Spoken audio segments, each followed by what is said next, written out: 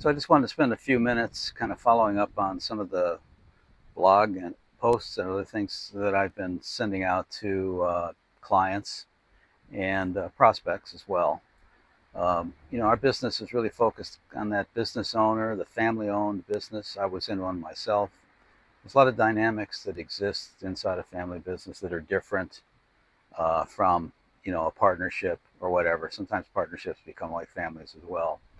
But we find that a lot of people, come to us. They want to transfer the business to a son or daughter or niece or nephew, someone close within the family. And I think it's a simple process. It's like, well, we'll just set up an agreement and get my lawyer to draft it up, and we'll come up with a value. Probably pull that value kind of out of the air, or maybe just do some simple math. We'll switch it over. Maybe we set up a trust, or we do some gifting, try to get a discount maybe on transferring minority interests first, set up a C corporation. Maybe they go that far, maybe they don't. And just, we'll move it over. And that's the end of it. Be simple, no big deal. And so the lawyer drafts up the document, and they're kind of not really trying to disrupt the apple cart. They just figure, okay, the client wants me to set up an agreement. So they put one together, they sort of patch it together. Maybe they have expertise in that area. Maybe their attorney doesn't. Possibly they pull in outside counsel to help, but usually it's not done that way.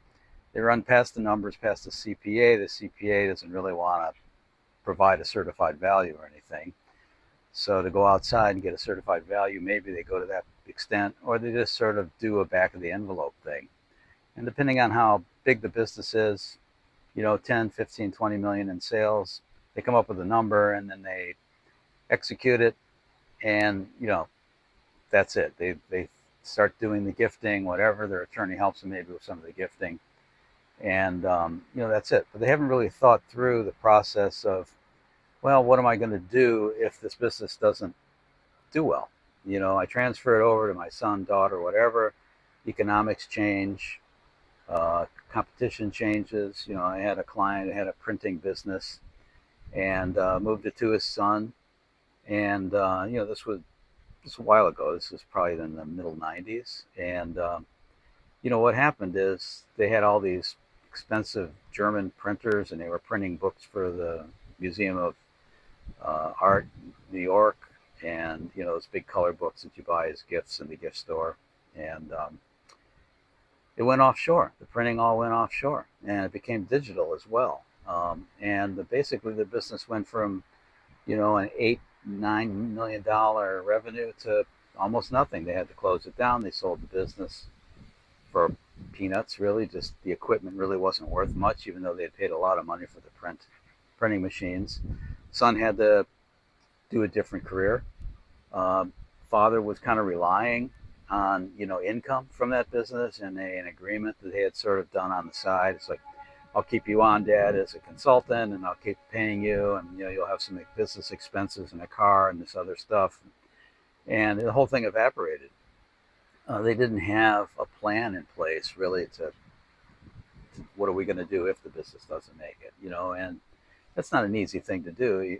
Plus, you put the son in this terrible spot of kind of feeling like, geez, I can't run this business, and Dad's relying on this other stuff, and I'm relying on it, and just one little thing turned into a family problem, and there's a lot of stress in the family because of it. Dad wasn't upset with the son necessarily. He understood the business and he saw what had happened. So it wasn't like the son ran the business into the ground, but things changed and they hadn't really thought it through.